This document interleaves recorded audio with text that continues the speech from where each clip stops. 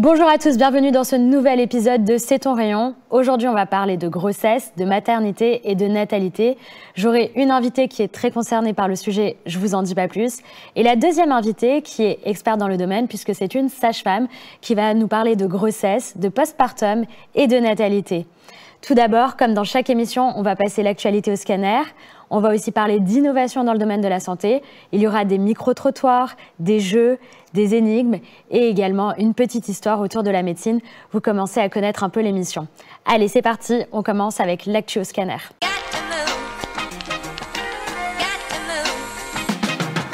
Le chèque Tinder. Pour lutter contre la chute de la natalité en France, le sociologue Julien Damon a proposé de créer une aide de la CAF pour inciter les célibataires à s'inscrire sur des applications de rencontres comme Tinder. Ce programme consiste à créer un service public de la rencontre par le biais de chèques pour financer les abonnements à ces applications. Pour rappel, le prix de ces abonnements peut varier de 16 € à 500 €. Et depuis le Covid, on sait que 2 couples sur 5 se sont rencontrés sur une application de dating.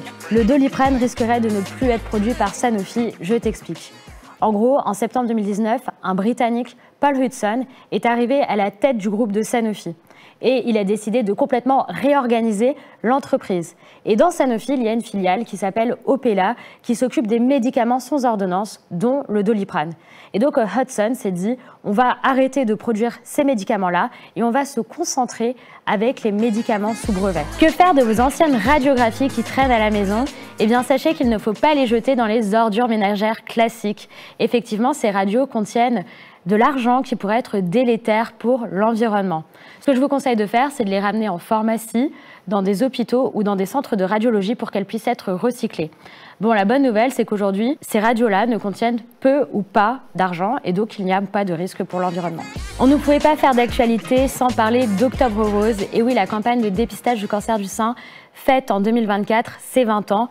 Et malgré cela, le taux de participation au dépistage du cancer du sein est aujourd'hui trop faible puisqu'il est seulement de 48%, alors qu'il est pris en charge à 100% par la sécurité sociale et qu'en plus maintenant, on a des outils pour détecter au mieux les cancers. C'est des outils d'intelligence artificielle qui assistent le radiologue dans son cabinet et même à l'hôpital.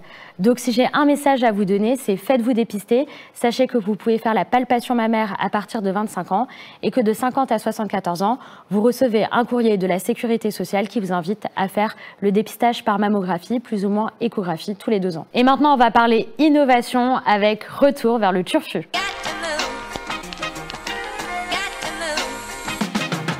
L'eugénisme au XXIe siècle.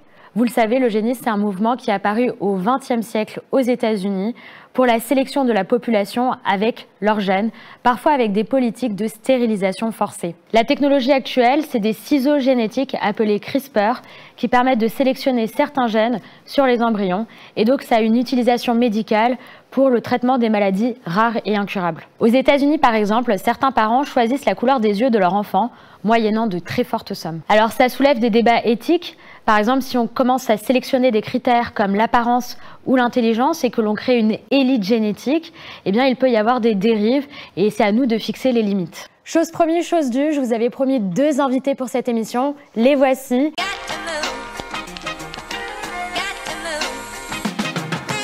Charline et Kenza. Charline, tu es sage-femme et Kenza, tu es créatrice de contenu. J'ai préparé 2 vidéos en intro pour vous présenter pour ceux qui ne vous connaissent pas.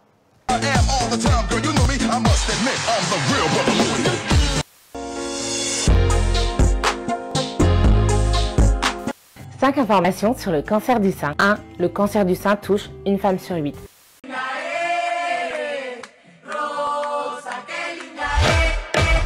Qu'est-ce qui se passe lors d'un accouchement en voix basse? Bon, là, on a une version extrêmement accélérée, ça prend...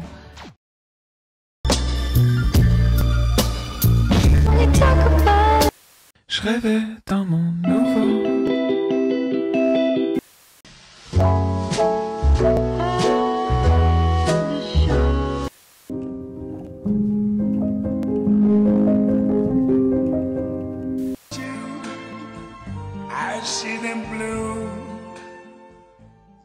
Trop cool ces petites vidéos d'introduction. Et d'ailleurs, Kenza, c'est trop cool ce que tu fais. De ce que je comprends, là, tu as déjà eu un enfant et tu es au cours de ta 2e grossesse. Ouais. Donc, ma première question, ça va être comment tu gères ta vie pro, ta vie perso, là, avec ta 2e grossesse en ce moment?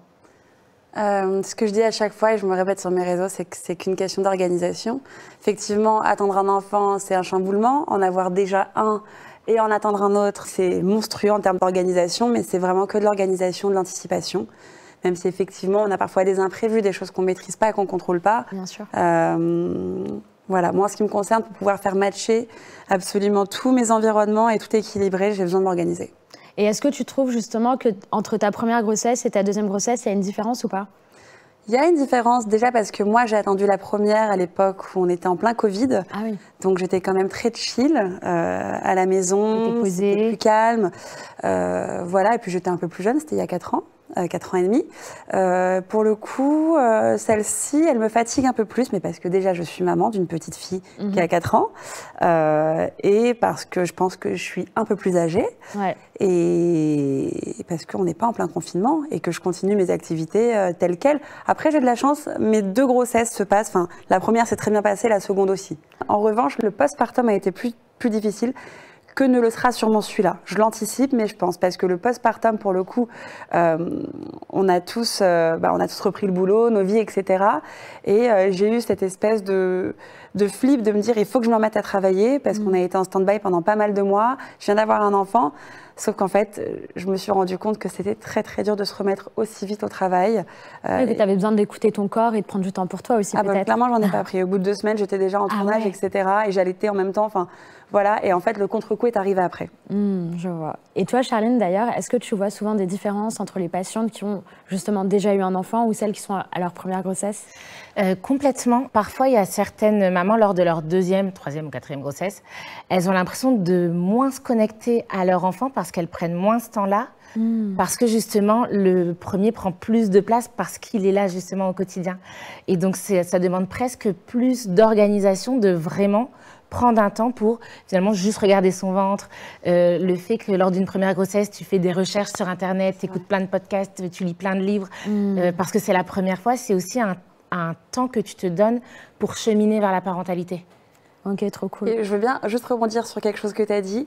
Il y a aussi la culpabilité, bizarrement, que moi j'ai en tout cas, que je ressens comme ça, de potentiellement délaisser mon premier enfant au profit du 2e. Donc c'est vrai que je suis un peu moins focus sur cette maternité-là. Pour la première, j'étais à fond, j'étais dans le ressenti, je parlais avec mon bébé. Là, je suis en mode YOLO, freestyle, c'est cool, je sais comment faire. Et aussi parce que je veux pas négliger ma première. Voilà, c'est une bonne ou une mauvaise culpabilité, mais j'essaye de manager pour qu'il y ait un équilibre entre les deux quand le 2e va arriver. Oui, de ne pas en avoir un de lésé, en gros. Bah ouais. Et d'ailleurs, profitons du fait que tu sois avec une professionnelle. Est-ce que tu as des questions, des angoisses, par exemple, par rapport à cette grossesse actuelle ou par rapport au postpartum ou des choses comme ça? Est-ce que tu as des questions particulières sur des craintes que tu pourrais avoir? Non, ça faisait vraiment partie de mes craintes. Enfin, ça en fait partie. Comment gérer justement... Enfin, c'est très bizarre comme genre de question, mais en fait, comment répartir équitablement genre, le temps et l'amour que j'ai pour l'instant véritablement pour mon premier enfant, même si j'aime déjà mon 2e enfant.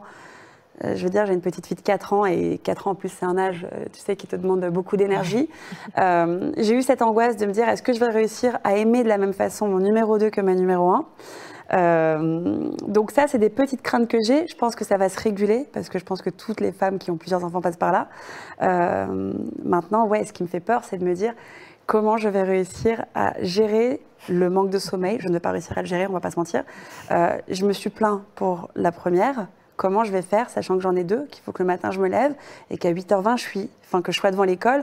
Alors effectivement, il y a une répartition des tâches dans le couple, ça c'est ok. Mais j'ai l'impression que quoi qu'il arrive, et peut-être que je vais me faire tuer en disant ça, j'ai l'impression que la charge mentale est quand même vachement plus intense chez la femme que chez l'homme, quoi qu'il arrive. Et du coup, donc tu as un compagnon actuellement qui peut t'aider, sur qui tu peux te reposer? Oui, bien sûr, il est hyper présent. Et mon compagnon n'est pas le papa de ma numéro 1. D'accord. Donc c'est déjà un autre schéma. Là, c'est un 2e papa. Donc ça veut dire c'est le papa du numéro 2. Voilà, exactement. Mais il est très présent même pour ma fille à l'heure actuelle. On vit ensemble, donc forcément, il y a tout à modeler, tout à équilibrer.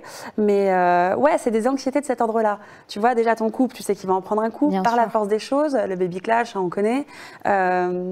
Voilà, et en fait, je sais par quoi je suis passée pour la numéro 1. Donc, je vais essayer de faire en sorte d'adoucir un petit peu tout ça pour le numéro 2. Néanmoins, je reste une femme enceinte, vulnérable et qui, pour le coup, va avoir besoin d'autant plus d'attention. Mais c'est moi qui me charge, entre guillemets, d'anticiper toutes ces questions. C'est très bizarre. Alors, déjà, tes questions, elles sont hyper légitimes. Concernant l'amour, c'est cliché, mais il se multiplie. Ils ne se divisent pas. Bah moi, j'ai hâte de voir, quoi. Non, en tout cas, parfois, je demande sincèrement à mes patientes, mais là, et elles me disent, bah oui. Ou tu vois, même si ça arrive à distance, si ça arrive au bout des 6 semaines de l'enfant, fais confiance. Il y a un moment donné, l'attachement, il va être créé. Ne culpabilise pas si ça n'arrive pas au moment où tu donnes naissance, ou même si à la maternité, tu te dis, punaise, en fait, je pense à ma première parce qu'elle me manque et je devrais me satisfaire. Bah non, en fait, ça s'appelle l'ambivalence de la maternité et tu n'es pas obligée d'être soit heureuse, soit triste. Tu peux être les deux. Tu peux être hyper heureuse et aimer ton bébé et ta première, elle te manque parce que tu es 2 jours à la mater. Tu vois, c'est cette ambivalence, en fait. Donc, comme quoi, c'est quand même quelque chose de très normal, finalement. Exactement. Tu vois. Et oui, pourtant, je sais que je vais aimer mon 2e enfant, mais ma fille est l'amour de ma vie, littéralement. Donc, je me dis, OK, advienne que pourra. Hein. Et Charline, toi, de ton expérience, tu as l'habitude, j'imagine, de voir des couples ou des patients avec des patientes qui viennent toutes seules. C'est quoi la position des hommes que tu remarques en général, ou des compagnons? La position des hommes, c'est variable selon les couples. Franchement, ça évolue. Moi, je le vois dans mon cabinet. J'ai commencé mes études en 2009. Je suis vraiment en libéral et c'est encore une autre vision quand tu es en libéral parce que tu t'accompagnes les couples jusqu'à la naissance depuis 5 ans. Et je le vois évoluer, ne serait-ce que la présence des hommes au cours de prépa à la naissance, elle augmente comparé à il y a quelques années. Où, tu vois, moi je me souviens, après un cours sur l'allaitement, le cours d'après, je commence toujours le cours en disant alors comment vous vous sentez suite au cours de la fois dernière? Et il y a 2 pères qui disent on a acheté des bouquins sur l'allaitement parce qu'on a bien compris qu'en fait on avait un rôle à jouer. Et donc je trouve qu'ils s'emparent de leur paternité de plus en plus, même sur les réseaux. Il y a des mecs qui commencent à prendre la parole et qui se disent en fait on n'est pas le 2e parent, on n'est pas un accessoire, mais on n'est pas entière du projet. Mais quand même, au quotidien, on est encore trop dans le schéma où... c'est la femme qui assume la responsabilité. Ouais, en fait, c'est ça. Est-ce qu'ils vont prendre des initiatives si on leur dit pas? Tu vois, est-ce qu'ils vont vraiment chercher les infos de plus en plus? Mais franchement, il y a encore du chemin. Et je pense que c'est important qu'ils s'en rendent compte pour continuer ce chemin. Non, vraiment pour qu'ils aillent chercher les infos eux-mêmes. Mais les mentalités ont quand même évolué là-dessus. Oui, ça a évolué. Ouais, d'accord. Franchement. Et ça évolue encore. Et par exemple, pour les couples homosexuels, tu trouves que les parents sont plus impliqués à part égale que dans les couples hétérosexuels? Eh ben, ouais. Après, j'ai pas suivi 15 000 couples lesbiens. D'accord. Mais du coup, presque, j'ai peur de faire une énorme généralité parce que ce qui compte, c'est ce qui se passe dans chaque couple. Mais peut-être que dans la société, la manière dont beaucoup d'hommes ont été éduqués, tout ce qui est de l'ordre du bébé, de la parentalité, c'est loin d'eux. Je pense qu'aujourd'hui, ça questionne encore des parents de voir un garçon jouer à la poupée et jouer aux parents. En fait, on voit les petites filles jouer à la maman et pas... à l'inverse. Donc, forcément que, en général, il existe cette différence, mais presque ce qui compte, c'est ce qui se passe dans chaque couple, quoi. C'est que chaque couple se dise, est-ce que là, toi et moi, on forme la bonne équipe, quoi. Bien sûr, c'est une équipe, c'est un travail d'équipe. Et Charline, alors j'ai préparé quelques petites vidéos pour toi, avec des méthodes d'accouchement qui sont un peu préconisées. Je voulais savoir qu'est-ce que tu en pensais. Ça marche. Alors ça, c'est un accouchement dans l'eau. Je sais que c'est un peu la mode en ce moment sur les réseaux, on en parle beaucoup. Pardon, il me fait rire celui avec ses gants. Oui, alors... l'accouchement dans l'eau, c'est tout ce qui est de l'ordre de l'accouchement naturel. On n'est pas hyper précurseur en France, pour pas dire qu'on est en retard. Il y a plein d'avantages à accoucher dans l'eau, notamment dans l'eau chaude. De plus en plus, il y a des femmes qui vivent leurs contractions, donc pas le fait de pousser, mais juste la partie d'avant dans l'eau, et ça permet de moins ressentir les contractions, mieux les vivre. La partie vraiment accouchement, donc on pousse son bébé dans l'eau. Dans beaucoup de maternités, c'est pas encore autorisé. Et est-ce que, par exemple, mettre une bouillotte avec un peu de chaud sur le ventre au moment de l'accouchement, ça pourrait compenser ou... Ça développe pas comme un bain ou une douche, mais complètement le chaud. Il y en a qui mettent des bouillottes ou pas quand elles accouchent? Oui, principalement en bas du dos. Ok. Je t'entends acquiescer, t'avais accouché par voie basse, toi? Ouais, par voie basse. On m'a proposé justement les bains d'eau chaude dans la maternité où j'ai accouché. Et alors, t'as pas voulu? Non, j'ai pas voulu, j'ai voulu la péri tout de suite. Ah ouais? Ouais, toi, tu voulais avoir 0 douleur? Bah, j'en ai eu un. Ah ouais? Ah ouais, bon, normal, hein, je vais te dire. Je sais pas, moi, je suis pas passée par là encore. Voilà. Bon, un autre accouchement qui est en vogue, que je vois de plus en plus sur les réseaux sociaux, c'est les accouchements à domicile. Donc, on a sorti une petite vidéo là-dessus. Beaucoup de femmes ne savent même pas que c'est possible. En France, on peut accoucher chez soi avec une sage-femme libérale.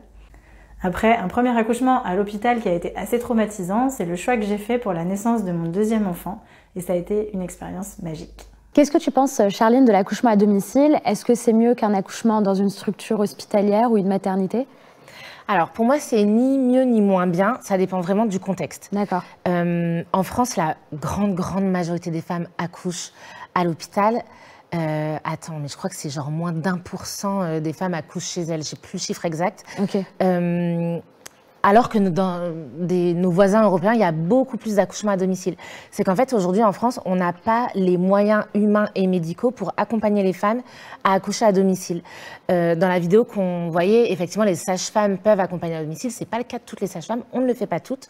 Et du coup, si une femme cherche une sage-femme pour un accouchement à domicile, déjà, c'est bien qu'elle la contacte tôt. Ce serait suffisant qu'il y ait juste une sage-femme ou il faut d'autres choses autour? Eh bien, ce serait suffisant si et seulement si la patiente, elle remplit les critères pour accoucher à domicile. Ça veut dire risque zéro, entre guillemets zéro, vu que le risque zéro n'existe pas.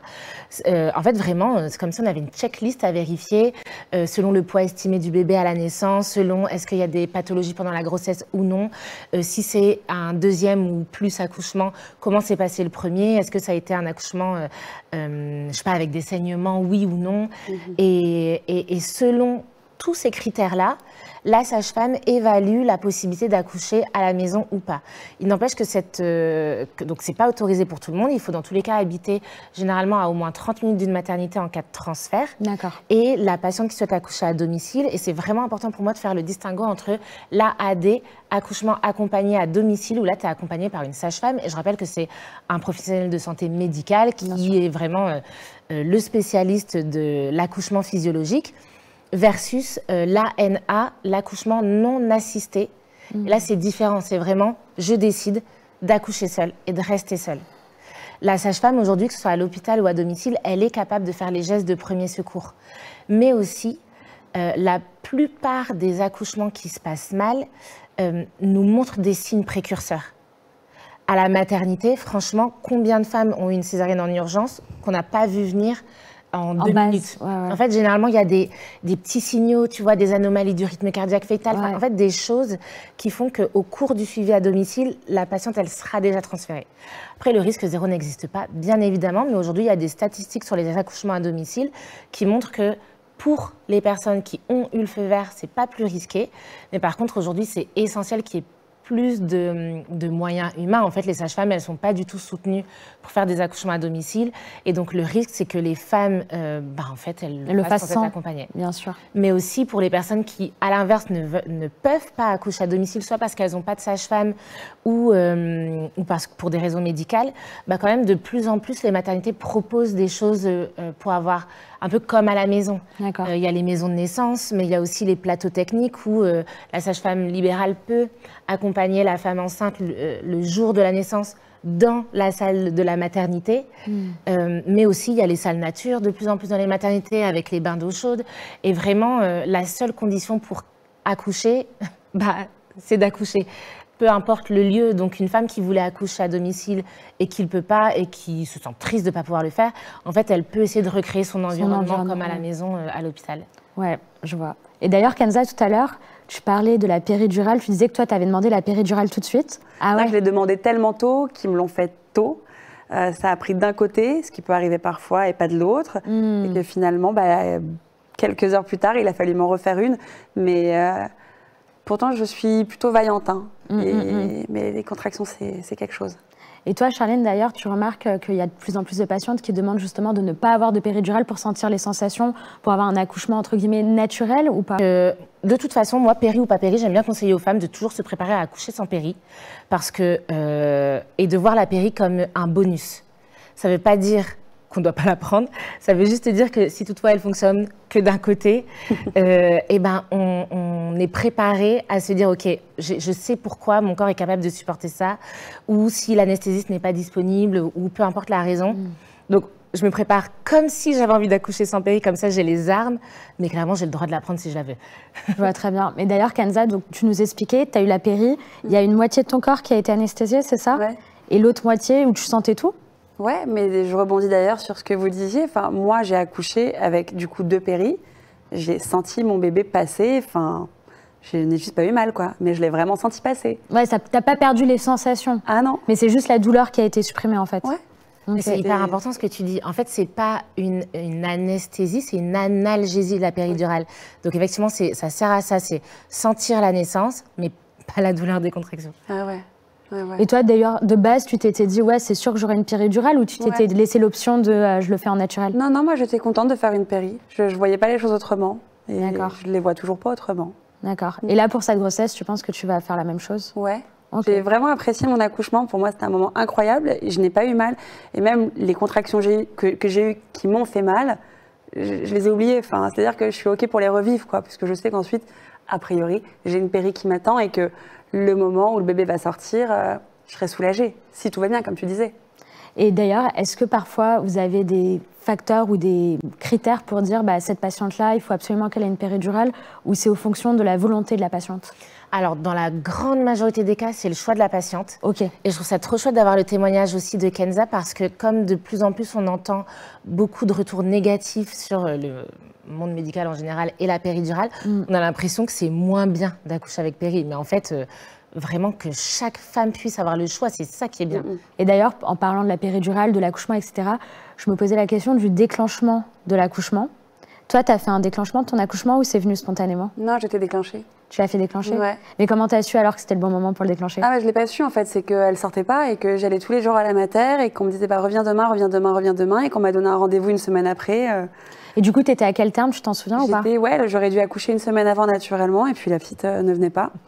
Donc moi, j'ai eu rendez-vous pour accoucher, ce qui est très bizarre parce que j'ai fait un apéro avec mon mec juste avant, genre à 19h et à 21h, on était à la maternité. Et je suis allée chez le coiffeur l'après-midi, je suis allée faire mes ongles et tout.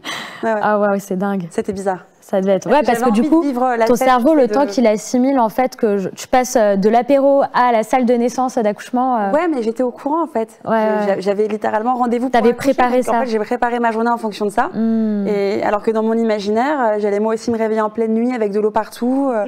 Donc il y a un côté qui est rassurant dans le fait d'être déclenchée finalement, parce que j'ai rendez-vous à la maternité, je sais à quelle heure j'y vais et comment va se passer ma journée précédemment, mais j'ai quand même envie de vivre ce truc un peu extraordinaire dans l'urgence, quoi. Exact, je vois très bien. Mais d'ailleurs, Charline, j'ai cru comprendre qu'il y avait certaines patientes, quand tu sais que c'est leur terme, tu le déclenches malgré le fait que ce soit pas naturel ou pas. Tu vois ce que je veux dire ou pas? C'est-à-dire que par exemple, si la date limite est fixée, et ben on va décider de le déclencher à cette date malgré le fait que la poche des os ne soit pas remplie. Oui, exactement. En fait, aujourd'hui, les recommandations, c'est le jour du terme, dans tous les cas, tu as rendez-vous à l'hôpital. Et on vérifie que tout va bien. Ok. Normalement, les recommandations, c'est que si tout va bien, rendez-vous 2 jours plus tard. Si tout va bien, rendez-vous 2 jours plus tard. Mais il y en a qui déclenchent quand même. Et normalement, ce qui doit nous faire déclencher le jour du terme, c'est soit s'il y a le moindre petit feu orange. C'est-à-dire que, je ne sais pas si au monitoring, il n'est pas 100% parfait pour un truc qui fait que cette patiente, elle serait rentrée chez elle 2 semaines plus tôt. Bah là, comme on est à terme, on ne va pas prendre le risque parce que en fait, on est le jour du terme. Donc, s'il y a un doute, bah, on ne veut pas avoir le doute. Bien sûr. Après, évidemment, c'est censé se faire... ça doit se faire avec le consentement de la patiente. Et d'ailleurs, aussi, parfois, le jour du terme, ce qui peut provoquer un déclenchement, c'est si la patiente, le jour du terme, dit « En fait, moi, je ne veux pas rentrer, je veux qu'on me déclenche ». Et d'ailleurs, en parlant de tout ça, je ne sais pas si vous avez vu, mais en France, le taux de natalité est en baisse. Il y a aussi des tendances au Japon, je ne sais pas si tu en as entendu parler. Et donc, du coup, on est allé interroger les Français en direct avec le Street Medic. Salut tout le monde, moi c'est Davidson, je suis médecin généraliste et aujourd'hui dans C'est ton rayon, je suis avec Ludovic et Emmanuel. Comment allez-vous messieurs? Très bien. Est-ce que vous saviez que le taux de natalité était en baisse globalement dans le monde? Pas du tout. Oui, j'ai vu ça il n'y a pas si longtemps que ça. J'avais peut-être l'idée, mais je pensais pas à ce point. Est-ce que ça t'étonne? Non, pour la simple et bonne raison que je pense que ça fait peur à beaucoup de gens. Maintenant, on est beaucoup plus sur les études, vivre pour soi et puis vivre pour la famille.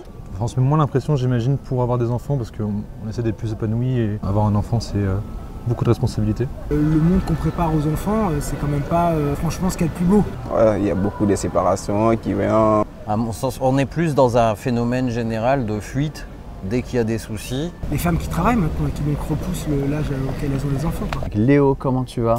Ça va très bien, toi? Est-ce que tu souhaites un jour avoir des enfants? J'étais très catégorique jusqu'à il y a, je pense, 1 an. Et maintenant, je me laisse le choix où je me dis, ouais, quand même. T'en voudras 2? Ouais.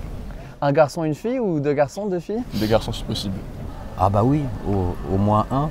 Ouais. Je considère que c'est une des finalités de la vie aussi, c'est de la donner. Bah, je suis très content d'avoir un enfant, aussitôt, je veux dire. Mais c'était pas une décision, ça arrivait comme ça, mais après, voilà. Oui, ouais. On porte la vie, on donne la vie. Par rapport aux études, bah, faut juste s'adapter. Enfin, c'est le principal dans une vie, pour moi. Si j'en ai, je les adopte. Je pense qu'il y a déjà pas mal d'enfants qui existent, qui sont dans des orphelinats. C'est pas forcément important que mon enfant soit de ma chair. À méditer. À méditer. Et quand est-ce que tu penses que tu seras prête? Quand j'aurai trouvé le bon mec. Déjà, faut trouver la bonne personne. Ah oui. Ça sera déjà pas mal. Ça se fait à 2 et... Ah, c'est important aussi de trouver la bonne personne La avec bonne qui personne, on va et oui. construire. Ouais, Ouais. Pourquoi c'est aussi important que ça? Je sais pas. Non mais c'est bien, c'est honnête. Déjà, stabilité. Après seulement, il faut penser à l'enfant. Tu sais combien ça coûte un enfant ou pas? 70 000 € jusqu'à ses 18 ans, je pense.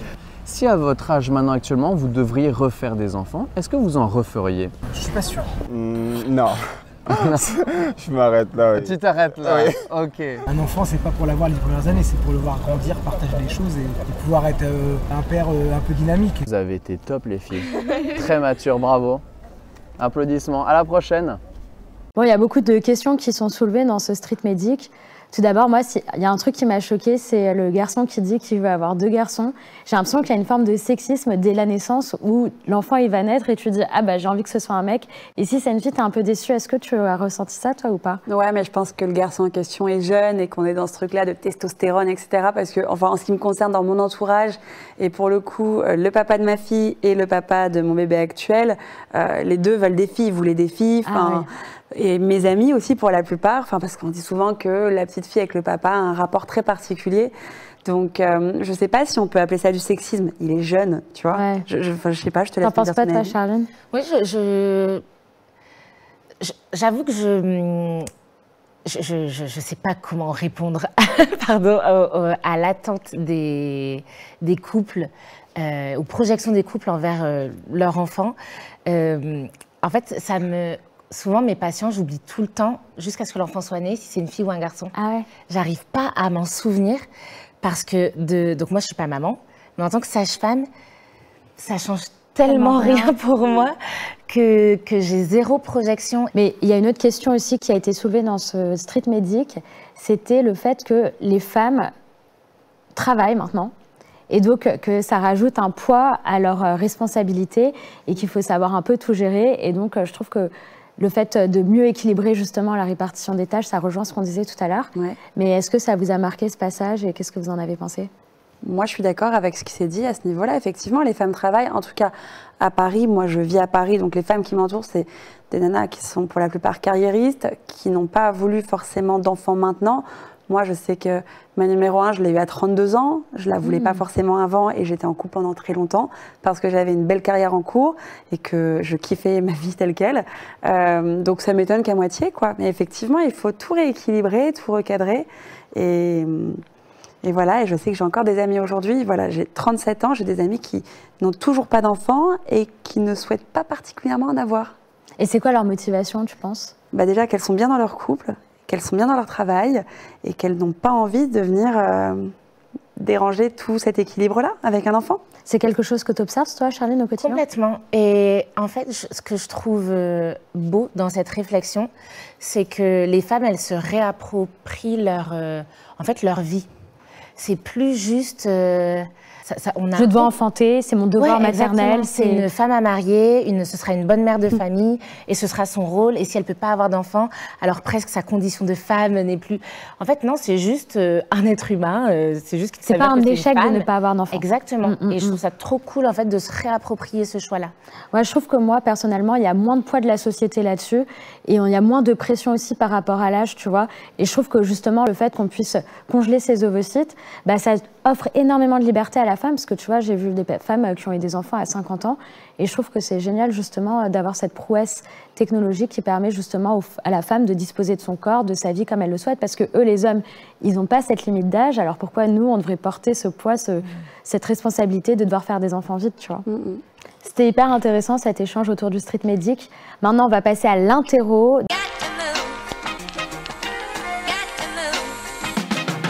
Donc je vais te confronter à ChatGPT, t'inquiète pas, ça va bien se passer, c'est facile. Je vais te montrer une image d'échographie. Qu'est-ce que t'en penses? Tu peux nous donner le plus de détails possible. Ok. Je réponds? Ouais. Ok. Et Kenza aussi, si tu veux participer, tu peux. Ouais, ça va être limité. Hein. Bah, là, c'est obvious. Vas-y. Il y a des jumeaux, là, non? Ouais, voilà.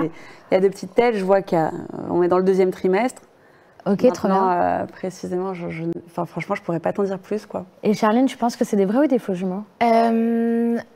C'est drôle parce que je trouve ça hyper dur de voir une écho sans que ça ne bouge. Ouais, je suis d'accord. Parce que j'ai qu'un réflexe, et pourtant je suis pas échographe, mais en tant que sage-femme, on t'as envie de bouger quand même. Bah là, j'ai l'impression qu'il n'y a pas de membrane entre les deux. Mais il faudrait vérifier, mais j'ai l'impression que les deux sont dans une même poche. Très bien. Bah maintenant, on va voir ce que ChatGPT en pense. Alors, donc type d'échographie, une échographie obstétricale, très bien. Donc il nous a dit la date et l'heure, super. C'est fou quand même que ça dise ça. C'est fou. La qualité de l'image.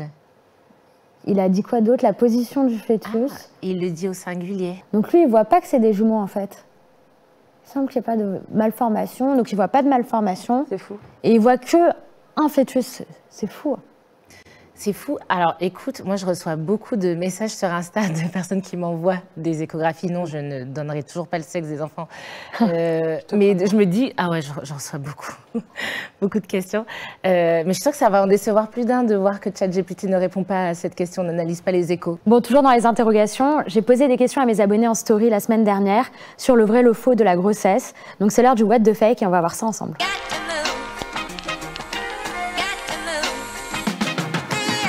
Alors la première affirmation, c'est on peut faire du sport pendant la grossesse. Alors 99% ont pensé que oui, seulement 1% ont pensé que non. Charline, qu'est-ce que tu en penses? Trop chouette que 99% sachent que oui. Globalement, on peut faire tous les sports, donc tant qu'il n'y a pas de contre-indication médicale, et on évite les sports à risque de choc, de chute, donc genre boxe, du ski, et les sports en apnée. On ne peut pas faire d'apnée. Et on déconseille quand même un sport extrême qu'on n'aurait jamais fait. Et toi, Kenza, tu fais du sport ou pas? Ouais. Tu fais quoi comme sport? Je fais un peu de tout. Après, j'ai calmé le rythme, effectivement. Bien sûr. Initialement, je suis très, très sportive. Mais je fais encore du vélo en salle, du cycling, dynamo, du pilates. Mais parce que je me sens bien et qu'en fait, c'est compatible. C'est juste que je connais mon corps et je sais quel mouvement je peux faire, ne pas faire. De toute façon, arrête-moi si je me trompe. Moi, mon corps me rappelle à l'ordre. Hein. Dès que je fais un move et que je sens que ça coince, je sais que je dois plus faire ça. Mais tu les fais pas à la même intensité, je veux dire en termes d'effort, tu vas pas aussi loin que quand t'es... Je l'ai tenté, ouais et en fait ce qui s'est passé, c'est que la seule fois où j'ai fait une séance un peu énervée, ça allait très bien sur le coup, et le soir, j'étais épuisée, envie de vomir, nausée et tout, alors que j'avais jamais eu ça. Donc je me suis dit, bon, j'ai un peu... Je vais me calmer un peu. Ok, trop cool. Alors on va enchaîner avec le deuxième what the fake.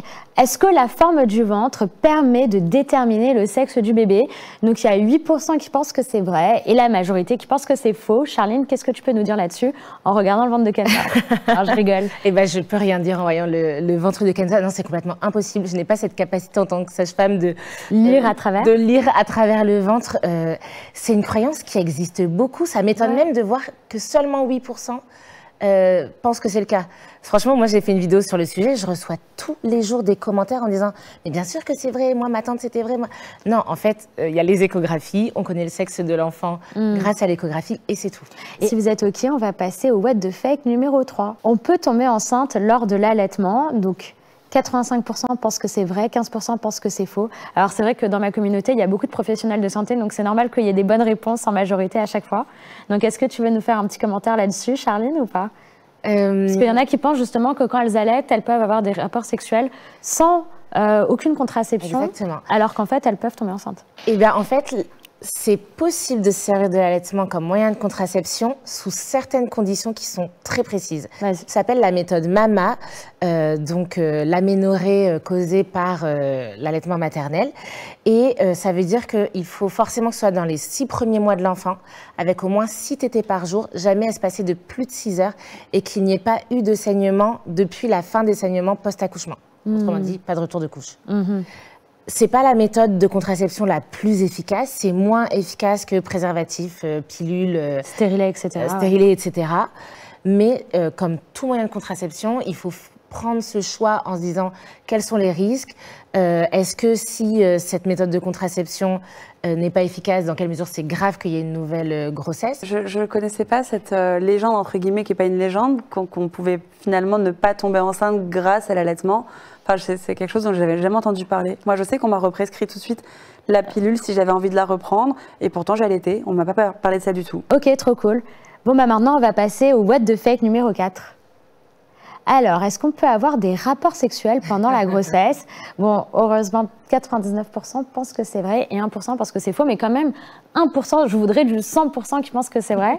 Pourquoi il y a cette peur? Moi, j'avais vu que des femmes, justement, qui avaient peur d'avoir des rapports sexuels. Et j'avais vu une fois une question, alors je ne sais pas si c'était un troll, mais une dame qui avait demandé « Est-ce que je peux retomber enceinte si je suis enceinte ?» Oh, waouh! Ouais, je te jure, j'ai déjà vu cette question. Ouais. Oui, bon, on va refaire un cours d'anatomie. Oui, effectivement, il y a toujours ce 1% qui pense que c'est drôle, le c'est pas possible. C'est autre chose de dire bah, on ne veut pas versus c'est interdit. Genre vraiment, mon soignant m'a dit que c'est interdit. Bien évidemment, c'est toujours pareil. Tant qu'il n'y a pas de contre-indication médicale, parfois il y a vraiment des raisons médicales. Qui contredisent la... Ouais. Ah oui, d'accord. Par exemple, la placenta qui est insérée trop bas dans l'utérus, voire que ça peut le décoller. Le col, parce que ça peut effectivement le décoller, le faire saigner, ou s'il y a des contractions très fréquentes, une menace d'accouchement prématuré, parfois on contre-indique, mais si on n'a pas contre-indiqué, on fait absolument ce qu'on veut. Et il n'y a pas de risque de position particulière qu'il faut éviter ou non, et j'allais dire, c'est exactement comme le sport. En fait, le corps va rappeler à l'ordre, le corps va dire si telle position c'est désagréable. Bien évidemment, on adapte à ses sensations. Je rappelle aussi que la sexualité, c'est pas forcément que pénétrative. Si on est mal installé dans telle position, si on n'est pas à l'aise avec ça, on peut aussi créer une intimité autrement. Mais en fait, c'est le couple qui choisit. Ok, trop intéressant. Kenza, tu veux nous raconter un truc là-dessus? Ouais, non, moi, tout va bien de ce côté-là. Hein. Okay. En toute transparence. Il n'y a pas de risque de perdre de la libido avant ou après la grossesse ou des choses comme ça? Ah bah oui. Ou pendant la grossesse? Après la grossesse? Ce qui m'a concernée après la grossesse, ouais. C'était pas tant de la perte de libido, c'est juste que j'avais besoin de me réapproprier mon corps après un tsunami, quoi. Ouais, j'imagine. Donc voilà, la sexualité, elle peut parfois reprendre très vite et parfois beaucoup plus tardivement. Mais il y a quand même un chiffre qui est important à connaître. Enfin, je dis un chiffre qui est important à connaître alors que je ne le connais pas précisément.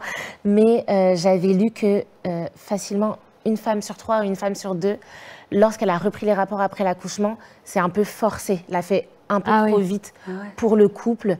Et en fait, non, c'est jamais bon de se forcer. Vraiment, on est à l'écoute de son corps, de ses désirs et on choisit, quoi. Hyper intéressant. Bon, comme vous le savez, dans chaque émission, j'aime bien montrer un cas de radiologie un peu hors du commun, extraordinaire. Et donc, c'est le moment de lancer le cabinet de curiosité. C'est parti.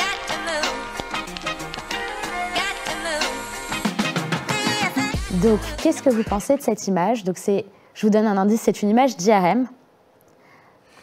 Moi, je vois une colonne vertébrale à droite. Très bien, un point pour Charline.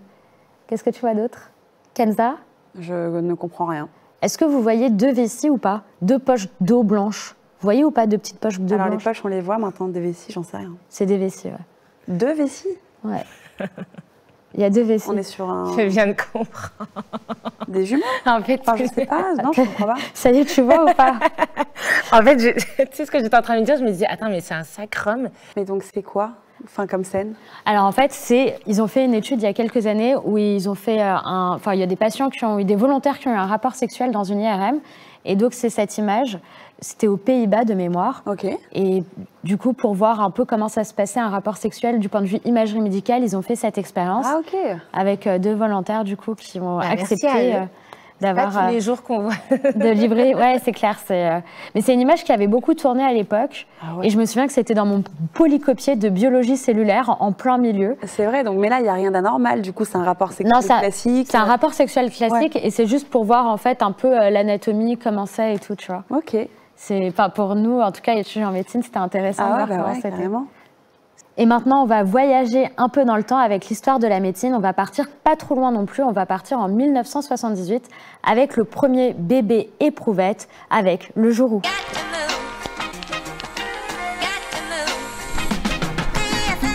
Le 25 juillet 1978 marque un tournant dans l'histoire de la médecine avec la naissance de Louise Brown à l'hôpital d'Oldham, au Royaume-Uni. Le premier bébé conçu par fécondation in vitro, ou FIV. Ce procédé implique l'extraction d'ovules pour être fécondé en laboratoire avec des spermatozoïdes, avant de réimplanter l'embryon dans l'utérus, offrant ainsi une nouvelle possibilité aux couples infertiles. Louise n'était pas un bébé ordinaire.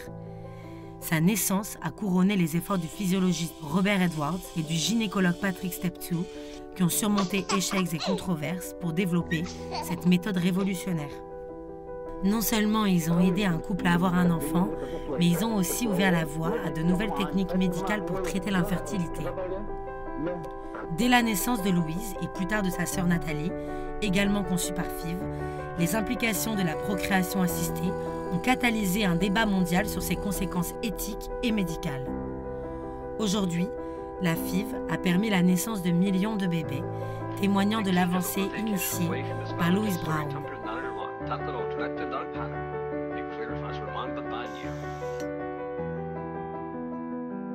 Le prix Nobel de médecine décerné à Robert Edwards en 2010 a non seulement honoré son innovation, mais aussi souligné l'impact profond de son travail pour des générations de familles. Louise Brown symbolise l'espoir et le triomphe de la science sur l'adversité, incarnant des vies humaines transformées par chaque avancée médicale. Sa vie, ainsi que celle de sa sœur Nathalie, illustre le succès de la FIV et son acceptation progressive comme une solution précieuse pour de nombreux couples dans le monde.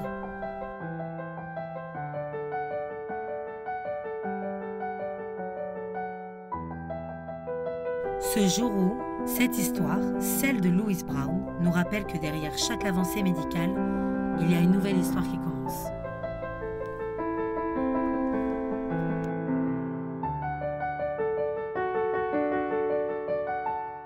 Impressionnant, n'est-ce pas? C'est incroyable. Ouais, c'est fou. Hein. Et en fait, genre, en faisant cette chronique, je me suis dit, mais en fait, la FIV, ça date d'il n'y a pas si longtemps que ça, en fait. C'est vrai. 1978. Ouais, il n'y a pas longtemps. Et en même temps, tu te dis... Et on a tellement avancé depuis. À l'époque, c'était tellement... incroyable. C'est ça. Et maintenant, c'est commun. Ouais, c'est clair. D'avoir recours à la FIV. Ouais. Et même maintenant, tu as la PMA, on avance beaucoup plus vite, tu vois. Et je trouve ça fou, en fait, comment la science, elle avance, quoi. Surtout qu'à l'époque, même si bien évidemment qu'il y avait de l'infertilité, c'était beaucoup moins présent qu'aujourd'hui. Tu vois, aujourd'hui, il y a de plus en plus de couples qui sont confrontés à cette problématique. Et je trouve ça dingue de se dire que déjà à l'époque, alors que c'était moins répandu qu'aujourd'hui, en fait, il y a des médecins qui fassent des recherches là-dessus pour vraiment aider les couples à avoir des enfants. Enfin, c'est génial. Et aujourd'hui, ça aide des millions de couples, quoi. Ouais, c'est génial. Eh bien, merci beaucoup les filles pour cette émission. J'étais trop contente de vous avoir toutes les deux. Je trouve que vous étiez très complémentaires et que c'était hyper instructif de part et d'autre. Merci beaucoup. Donc franchement, c'était trop bien. On a des belles prises. J'espère que ça vous a plu. N'hésitez pas à partager, liker, commenter et vous abonner. Et on se dit à très vite dans une prochaine émission de C'est ton rayon.